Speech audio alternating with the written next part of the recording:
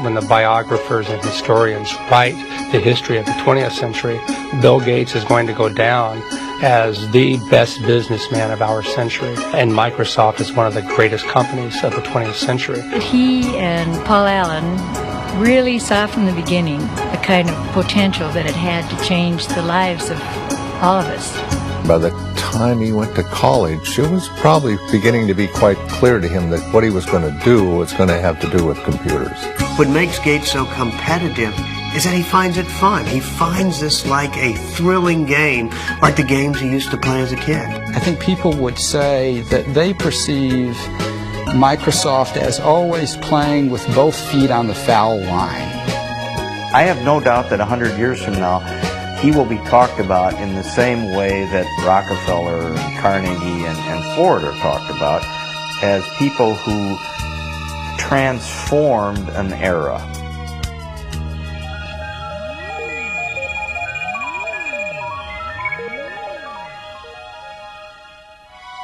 The Pacific Northwest, with its resources and raw beauty, has long lured pioneers and visionaries. Among them was Bill Gates' great-grandfather, J.W. Maxwell, who founded First National Bank in Seattle. The Maxwells enjoyed their privileges and social position, but were never ostentatious. Their son Willard, also a banker, and his wife Adele, who had a passion for playing cards, were among Seattle's top civic leaders. Their only child, Mary, was a lively, intelligent girl who made a name for herself as a student leader at the University of Washington. Athletic and outgoing, Mary Maxwell was sometimes referred to as Giggles. Her drive and energy impressed everyone. There tends to be a handful that is right at the core of the action. Mary was at the core of the action. Mary was unaffected, straightforward, charming, but immensely determined. It was at the university that Mary Maxwell met and fell in love with a quiet, scholarly young man named Bill Gates, Jr. Bill would go on to become one of Seattle's most prominent attorneys. When Bill and Mary wed in 1951, she decided to give up a career as a teacher to raise a family and devote time to charitable work. The first of the Gates' 3 children, Christy, was born in 1953. She was followed by a brother, Bill Gates III, born on October 28, 1955. He was given the nickname Trey. That derives from the fact that he was William H. Gates III, and the card players in the family think of anything with a 3 as being a Trey, so he became Trey. His mother had an extremely close relationship with young Bill. She even took him with her when she volunteered as a lecturer in Seattle schools. Soon her precocious son would read the World Book Encyclopedia from A to Z. We'd lose him sometime for hours at a time, and when I would ask, "What are you doing?" he'd say, "I'm thinking, Mother." They say curiosity killed the cat, but it didn't kill Bill. Bill was curious. He was always eager to know more, and he had encouragement from his mom and dad. The Gates family prized competition, and young Bill loved testing his mettle in outdoor activities and indoor games. Among his favorite board games were Risk, in which the object is world domination, and Monopoly, where being in the right place at the right time can make you rich. He was competitive in cards with his sister, races to see who could do jigsaw puzzles faster, ski racing, sailing, whatever. He wanted to do it well and as good as the other folks that he was with. Every summer, the Gates family went off to their place on the Hood Canal called Cheerio. It was here that Bill, his younger sister Libby, family members, and friends staged their own Olympic Games. If you stayed overnight and had a couple of days with them, you would come away exhausted from games and activity. It was a very lively scene. It was definitely competitive, there's no question about it, and the children were all part of that. There was never a dull moment. The first World's Fair in the United States in 2020. The Seattle World's Fair opened in 1962, displaying the wonders predicted for the 21st century, including computer technology. Young Bill Gates got an eyeful. Imagine, if you can, an electronic brain. Bill often returned to visit the high-tech exhibits. It was clear that he had a natural talent for math and science. But he was also becoming something of a loner, showing signs of preteen rebelliousness that put him at odds with his mother. Mary and I grew up in very orderly families where parents were controlling personalities, and we carried that forward. And that particular mode wasn't exactly consistent with Bill or Trey, who somewhere around about 11 or 12 began to be very independent emotionally. He was quite willing to make up his own mind about what he wanted to do and not do, and that was really tough for us, particularly for Mary. He was kind of lost. I mean, he was ill at ease in school, wasn't sure exactly how he wanted to spend his time. Obviously a very smart, brilliant kid, but kind of lacking direction. And he went through some counseling at that time. He went through a change in his school. While they believed in public education, Bill's parents realized he'd find more direction and discipline at Lakeside, Seattle's best private prep school. Lakeside only accepted the brightest and the best students, and at Lakeside, Bill began to blossom. He made new friends and relished academic challenge. He was an excellent math student. He was excellent across the board. I mean, he was a superb drama student and interested in reading all different kinds of books and so forth. So he wasn't just totally math science oriented. He had a wide breadth of interests. When Bill started high school in 1969, the U.S. space program was at its apex. Apollo 11 took men to the moon that July, and computers made it possible. They were giant machines that cost millions of dollars and required an army of people to run them. Most schools then could never consider buying a computer, but Lakeside had made an extraordinary deal that would be fateful for Bill Gates. A Seattle company offered the use of its computer through a teletype link to the school. Young Gates was immediately entranced by the possibilities of this primitive machine and started spending every free moment in the computer room. The story has often been told, and it's completely true, that he would get up at night and leave and go over to work on the computer and come back, and we wouldn't know that he'd been gone. As I recall, the headmaster here was asked at a parents' meeting once, "Do you have a drug problem here at the school?" And his response was, "No, I don't think we have a drug problem, but we do have a number of students that are hooked on computers." Bill Gates shared this addiction with an upperclassman named Paul Allen. They could not have been more different. Allen was 2 years older and substantially larger. Allen was quiet and contemplative. Bill could be shrill and confrontational.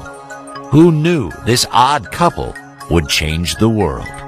They bonded by writing software code together, and somewhat competitive, Paul Allen and Bill Gates. They every now and then would have fights. At one point, Paul Allen kicked Bill Gates, who was a little bit younger, off of the little group they had that was writing software, but then he realized that he needed Gates back. He couldn't do it without him, and Gates said, "Well, I'm happy to come back, but this time I'm going to be in charge." By 1970, when Bill was just 15, he and Paul Allen went into business together. They made $20,000 with a computer program called TrafoData, which measured traffic flow in the Seattle area. Although Bill had the luxury of family money, he was determined from the start to make his own fortune. The father of one of Bill's boyhood friends said Bill always had a nose for the dollar.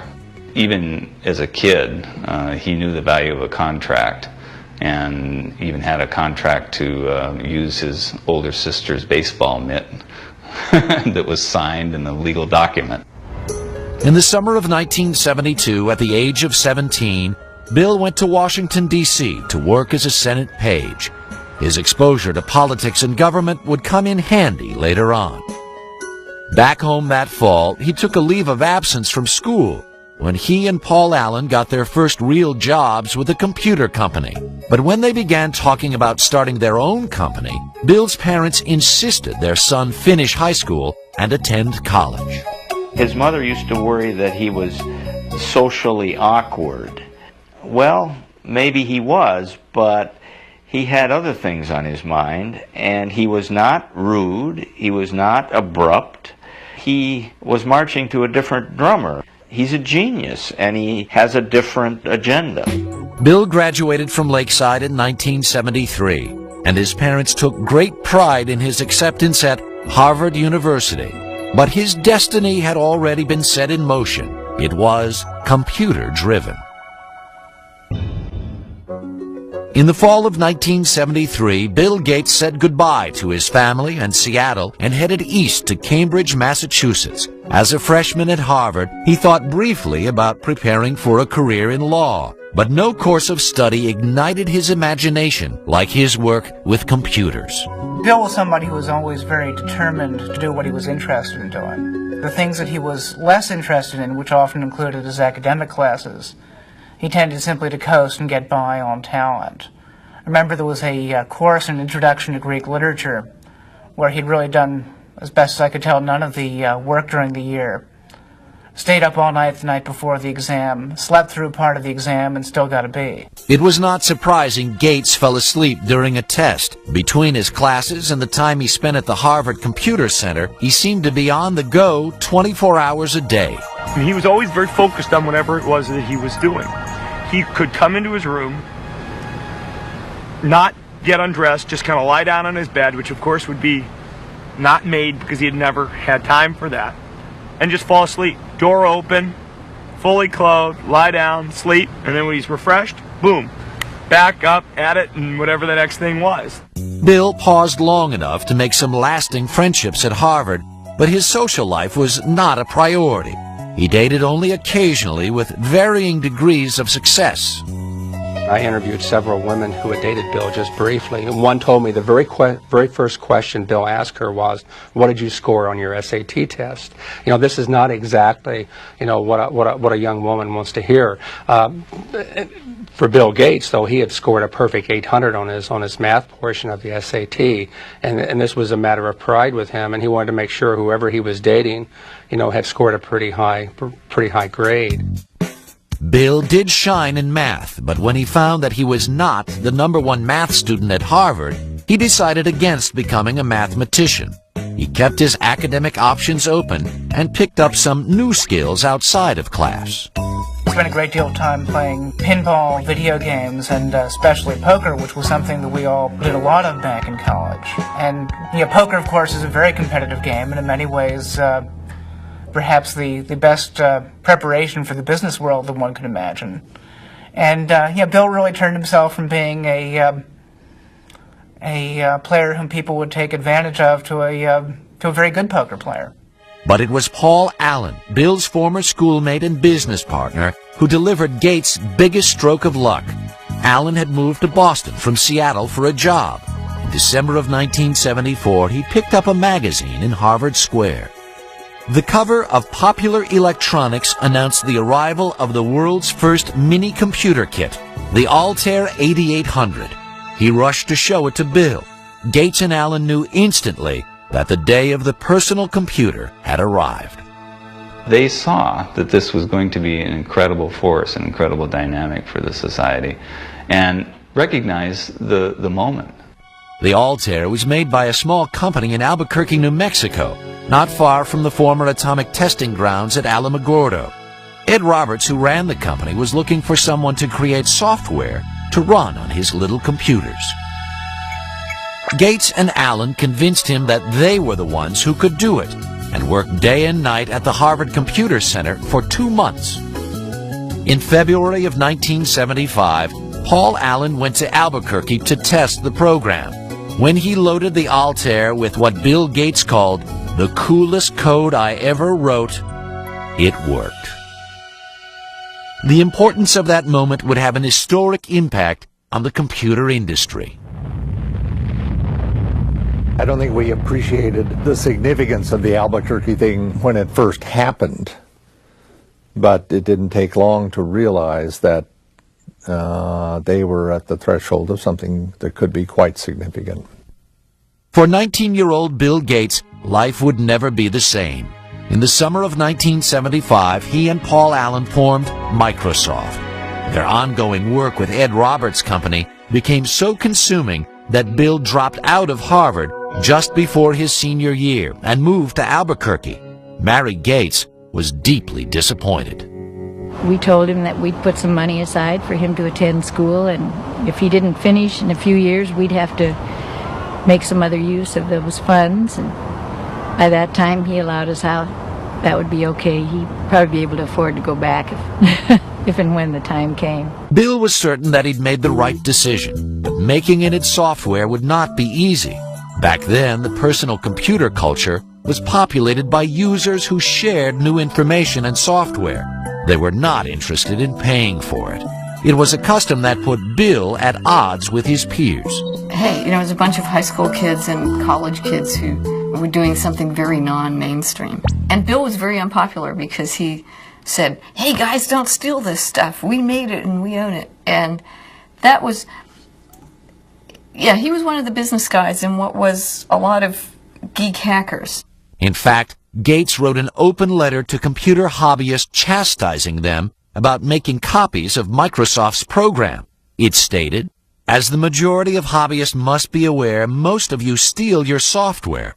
Hardware must be paid for, but software is something to share? Who cares if people who worked on it get paid? Is this fair? But those who have been reported to us may lose in the end. He was looked at as kind of a renegade, and it was different, a different ethic than prevailed at that time. But I'm not sure that the software industry would have evolved in anywhere near the way it has without somebody standing up and saying that that was necessary.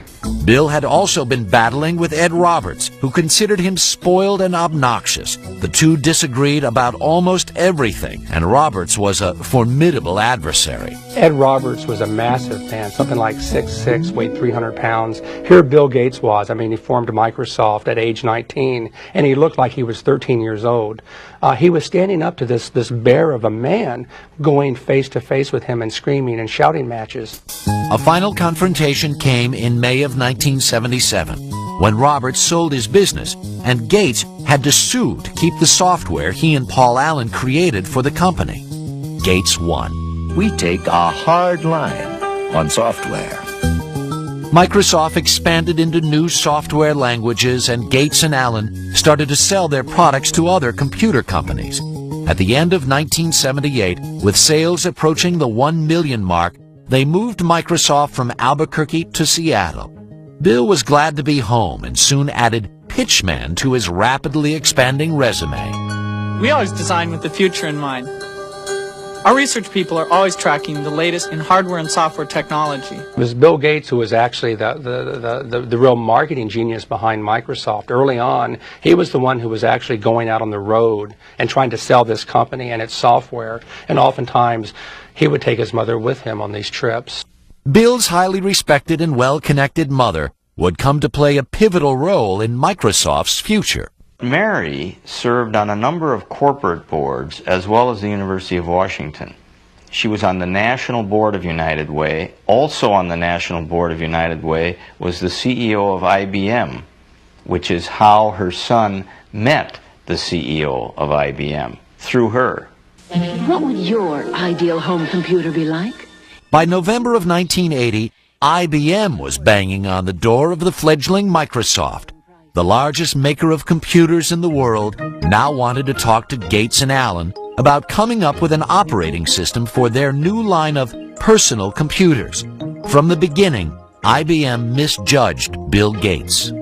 He looked like a sub-teen, he was skinny, had a real mop of hair, kind of casual, and basically people didn't take him seriously as a business person.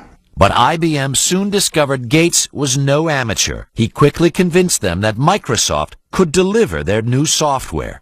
First, he purchased an existing operating system which he then adapted for the IBM personal computers, calling it MS-DOS. Bill Gates, as he's often done as a shrewd businessman, knew where to get an operating system. He just went down the road a few miles and bought it for $50,000.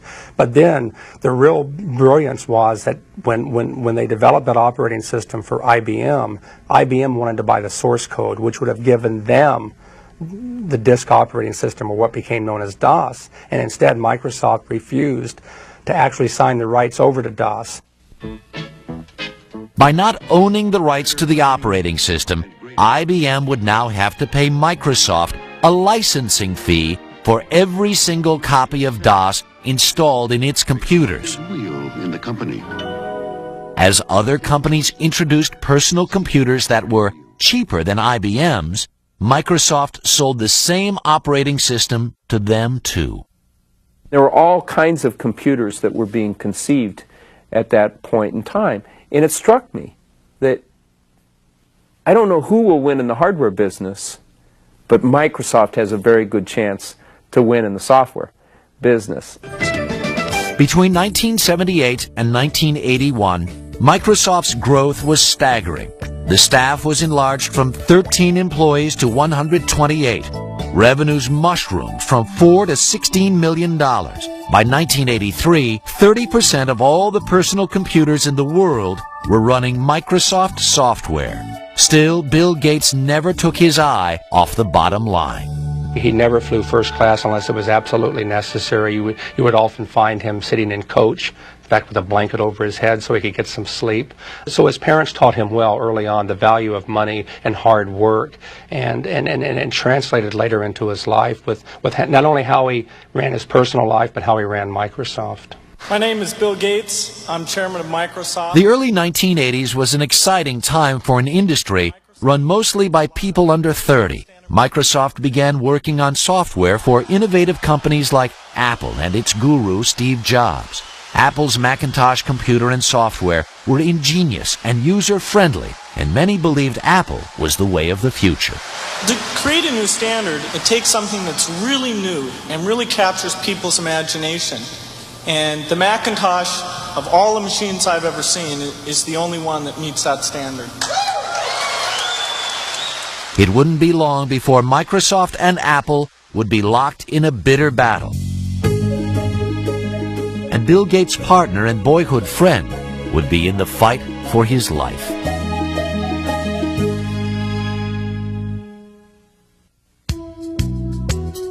By 1983, the future could not have looked more promising for 28-year-old Bill Gates and Microsoft. The personal computer business was booming, and there was an ever-increasing hunger for software.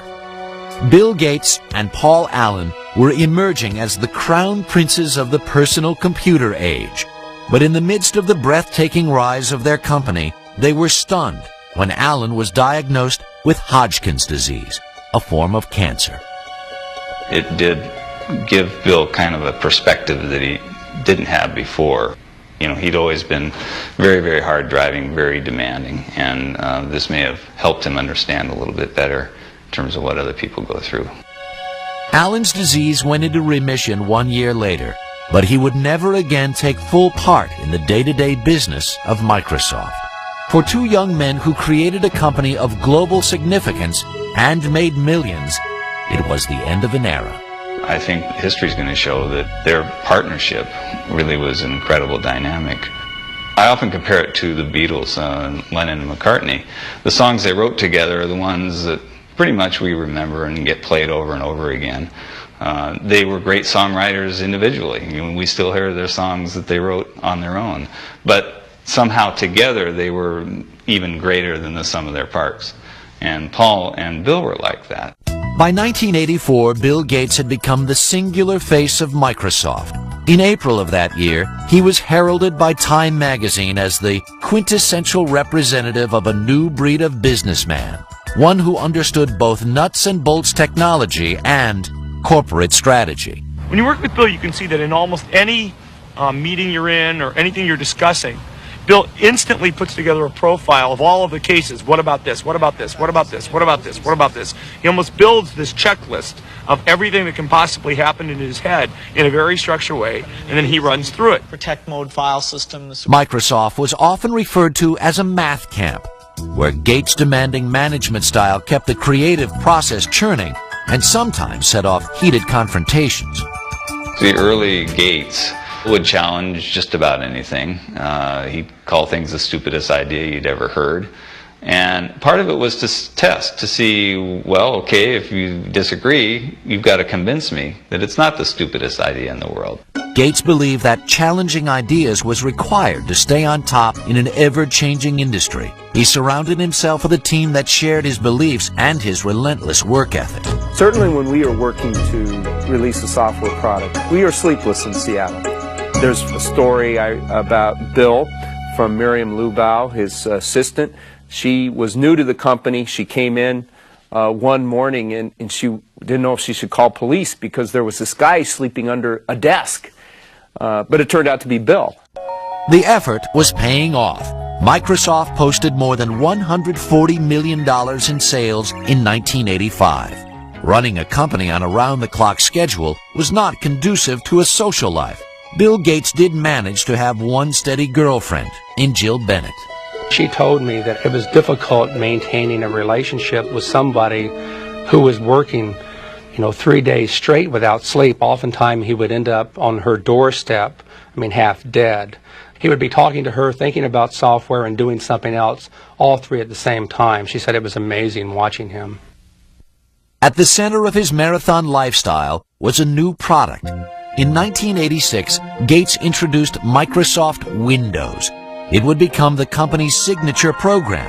Critics quickly noted that in its use of a mouse and icons, it bore more than a passing resemblance to the Apple Macintosh operating system. If you know how to point, you already know how to use it. Macintosh, the computer for the rest of us. Apple had given Gates full access to their technology while he was working on new software for the Macintosh computer. Gates advised Apple early on that they should license their software, but Apple was more interested in selling computers than software, so they ignored the suggestion. Once again, Gates took advantage of an opening and ran with it. In this industry, we compete and we collaborate at the same time. Bill once had a conversation with me, says, I'm a competitor, so even though I'm a friend, don't tell me information that you don't want me to use against you, because I'm going to compete with you, and if you tell me something that's useful in competing, I'm going to use that information. Infuriated, Apple decided it would not allow Gates to take a bite out of its business and threatened to sue over Windows. Gates in turn said he would withhold Microsoft software Apple desperately needed. In the end, Microsoft overpowered Apple in the courts. Eventually, Microsoft prevailed by showing that even though there were similarities in the way that the two computers operated, each individual function of Windows was markedly different from each individual function of the Macintosh. Even though the first version of Windows was far from perfect, it gave Microsoft a new financial and creative base. In 1986, Bill Gates took his company public. He held 45% of the stock, which made him a billionaire at the age of 31. Yet Gates never became complacent. He doesn't want to fail.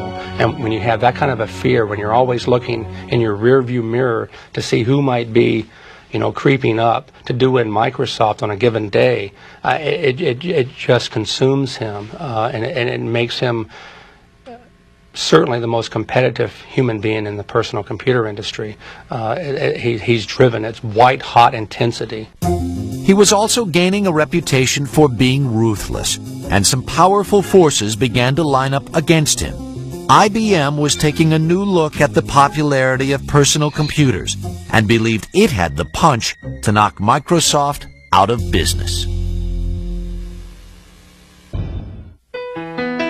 By 1987, Bill Gates was one of the youngest billionaires in the world, and Microsoft seemed to have an open field in providing software for personal computers. But Gates was about to face a crisis. Now that PCs had taken off, IBM chose to make a big push with its own operating system. IBM replaced DOS, which it had been licensing from Microsoft, with OS/2. We were concerned whether we could weather the storm, so to speak, especially given the fact that this was a big storm. IBM, a very powerful company, a lot of software people, a lot of cash, a lot of resolve to potentially put Microsoft out of the operating system business. Ironically, Microsoft played a role in developing OS/2, but Bill Gates was not about to abandon his own software. He decided to stake his company's future and his own reputation on the Windows software his team continued to upgrade, even if it meant losing IBM as his biggest customer. On May 22, 1990, Microsoft launched Windows 3.0. This new and improved version swiftly became a bestseller. Ultimately, IBM's OS/2 failed in the marketplace, leaving Microsoft with a virtual monopoly on operating systems for personal computers. But soon the Federal Trade Commission began looking at claims that Gates was using this dominance to cut off competition by cutting prices on Microsoft products. It seemed Microsoft's mild-mannered chairman had developed a seek-and-destroy image. Bill Gates is not a brutal guy. He just needs to win. And he's willing to win, gracefully or non-gracefully. It doesn't matter. A win is still a win. Predatory pricing was not the only charge leveled at Microsoft. In 1993, the Justice Department began a new investigation. It examined complaints that Microsoft charged computer makers a licensing fee based on the total number of computers they sold. That fee included computers not running Microsoft software. They made computer manufacturers pay for the Microsoft software, whether it was installed on their computer or not. And as a result of that, they prevented competitors from entering the market. The Justice Department has charged Microsoft, the world's largest software company, with using unfair marketing and contracting practices. In July of 1994, Microsoft agreed to stop charging the fees in question, and the Justice Department dropped the case. Gates would never admit that Microsoft had a monopoly and maintained he was simply providing better software at lower prices. I mean, we're not like an alligator. We don't go around and eat things. I mean, we come out with these little boxes, these nice little software packages, and you stick them in your computer, and you either have fun using it, and it helps you get things done, or not. But it wasn't that simple for investors. The government probes and the fights with IBM and Apple caused the value of Microsoft stock to drop. There was now more pressure than ever to turn out the next version of Windows. Gates found some creative ways to release the tension. He appeared in commercials for his companies with Microsoft top gun Steve Ballmer. He made dramatic entrances to tout his company at software conventions, once arriving as Star Trek's Mr. Spock. Gates also instituted the micro games, a hodgepodge competition among the Microsoft workers, reminiscent of the games he played as a child at the Hood Canal. It was like summer camp for adults. We'd all go to his house, and he would spend months figuring out what the various games would be, and he would be sort of the master of ceremonies. He'd form us into teams, very carefully figuring out the dynamics of the teams and how we might all interact. And then we would have to do these like summer camp games. And I met Melinda first at one of those micro games. Melinda was 28-year-old Melinda French, a Duke graduate with an MBA. She had been working as an executive at Microsoft for several years. It was becoming increasingly clear to Bill's family and friends that she was the woman that the 37-year-old Gates had decided to marry. He dated Melinda for quite a while before they got married, and so I saw them together over the years, and they always looked like they had a very special thing going, you know, a level of intimacy and a level of intellectual connection that just caused sparks. She's a really wonderful person, a perfect match for him. Very, very bright, very organized, very supportive, very interested in family and good family life. Bill and Melinda were wed in Hawaii on January 1st, 1994. The night before the ceremony, Bill had arranged for a special serenade. He had Willie Nelson play the night before his wedding, and it was a total surprise. Bill got up and he said, you know, I really love Melinda, and I really want to sing her some songs tonight, and I don't sing that well, and so I asked a friend of mine to come and do a little singing for us, and so it was a big surprise. In Melinda, Bill found a partner who recognized his commitment to Microsoft and understood the professional demands of his business. But just months after his marriage, the bliss Bill shared with his family would turn to heartache.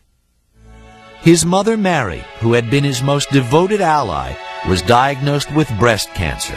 She died in the early morning of June 10th, 1994. Bill rushed home to be at his mother's side. When he came to the house that night, he'd been stopped by the police on the way because he was speeding. And of course, the policeman recognized him. It wasn't the first time he ever got stopped for speeding, by the way. And they looked at him and they said, what's going on? Because he said, you know, I was sitting there and the tears were just running down my face. And the policeman said, well, he said to the policeman, I'm sorry, he said, my mother just died. The policeman said, well, you go ahead, you go on home, but please slow down a little bit if you don't mind. So he was very deeply affected by his mother's death, as we all were, of course. In the years that followed, Bill picked up where his mother left off by creating a philanthropic foundation. Gates was a billionaire with enormous power. Microsoft was a dominating giant. What the government thought was time to cut Bill Gates and his company down to size. By 1995, 39-year-old Bill Gates had settled into a new life as a married man. With his wife Melinda, he took time off to explore the world from Africa to China. It seemed that Bill Gates now truly had it all. This is a man so successful, his chauffeur is Ross Perot, ladies and gentlemen. Please welcome Bill Gates and the Bill Gates Dancers. 1995 was also a banner year for Microsoft. Windows 95 was introduced to great fanfare. Tonight Show host Jay Leno kicked off the ballyhoo for the new software. Windows 95 is so easy, even a talk show host can figure it out. Clearly, Gates was still Microsoft's best salesman, but from now on it wouldn't be all business for the boss. On April 26, 1996, Bill and Melinda welcomed their first child, a daughter, Jennifer. He just loves that little girl. It's just so marvelous to see. It's very gratifying to a father to see his own son have the same feeling about children that I did about him and his sisters. So it's really gratifying. At the age of 42, Bill Gates was an icon of the American establishment, the richest man in the world with a personal net worth of more than $50 billion, and a member of a power elite, which included President Bill Clinton, who shared his newfound enthusiasm for golf. The Gates style never meant flaunting wealth, but Bill spent considerable money for convenience and comfort. In 1997, Bill, his wife, and his daughter moved into a $54 million dream house. Along with family and guest quarters, there is a library housing the Leonardo da Vinci notebook for which Gates paid more than $30 million. Even though the house serves many business functions, for the Gates family, it's just home. It's a remarkably family-friendly home, given what it is. I remember the first time going there after it was fully finished, walking through it and seeing, you know, little Tykes cars in various places and things like that. I mean, this is not an antiseptic home that you feel afraid to touch anything or sit anywhere. While Gates may live in a high-tech palace, he has maintained the sense of public service Mary Gates gave all her children. He has committed himself to giving away the bulk of his fortune with the help of his wife and father through the William H. Gates Foundations. They've donated $200 million for computers and libraries around the country, so others can experience the excitement Gates found as a child. Not everyone in this country can afford access to a computer, and it just makes him realize that offering that kind of access to all citizens, be they 12 years old or 92 years old, will allow everyone to pursue that same excitement that he had as a youngster at Lakeside. Gates and his family have also donated an estimated $800 million for educational projects and medical research. Although he's been criticized for not spending more time and money on philanthropy, at 42, Gates is not ready to give up the helm at Microsoft. The industry keeps changing. I mean, it's the perfect game because it never ends. You can't sit down and relax.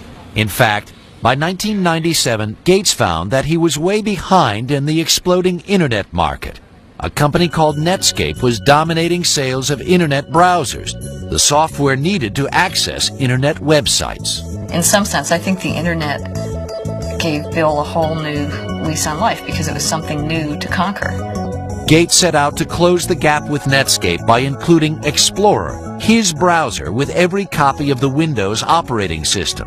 It was viewed as a move to eliminate his chief rival.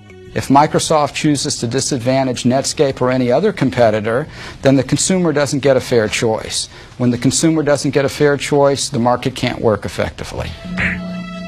Gates has been portrayed as a bully on some Internet websites. With his company controlling 95% of the world's PC operating systems, many users believe he has prevented better products from entering the marketplace.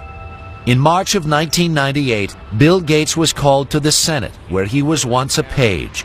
Again, he was charged with running an illegal monopoly. In the electronic marketplace, Microsoft has the power today to exercise predatory and exclusionary control over the very means by which we access this Internet. It's a lot like General Motors having the ability to dictate what type of gasoline you put in your car, or what interstate you can drive on, or even how you get on the interstate. Despite the accusations, an earlier injunction preventing Microsoft from giving away its Internet browser with Windows 98 was revoked.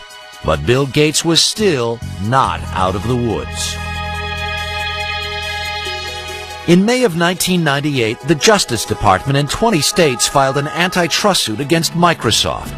The legal entanglements of this case may take years to unravel, and the ongoing investigation has taken its toll on the youthful chairman of Microsoft. I think it's been a real punch to the gut for Bill. I've seen him be very emotional and depressed about this, just as I would be. I mean, I've been audited once, and that was pretty awful, and I can imagine this is a lot worse than an IRS audit. Gates may be wounded by the attacks made on him and Microsoft, but his business is still robust and expanding. In 1996, he ventured into television for the first time with the 24-hour cable news channel MSNBC. And he now owns the world's largest archive of digitized photographs and art images. Gates has also been exploring the use of computer technology in entertainment with Hollywood moguls like Steven Spielberg. Bill Gates is still competing. Perhaps only history will be able to answer the question, is Gates a monopoly builder who crushed the competition, or simply a guy who built a better mousetrap?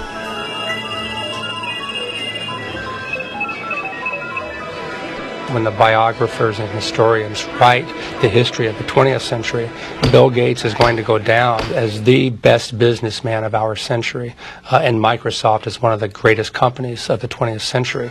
It's remarkable what this company has managed to do in so short a time. This is one of the great success stories of the 20th century.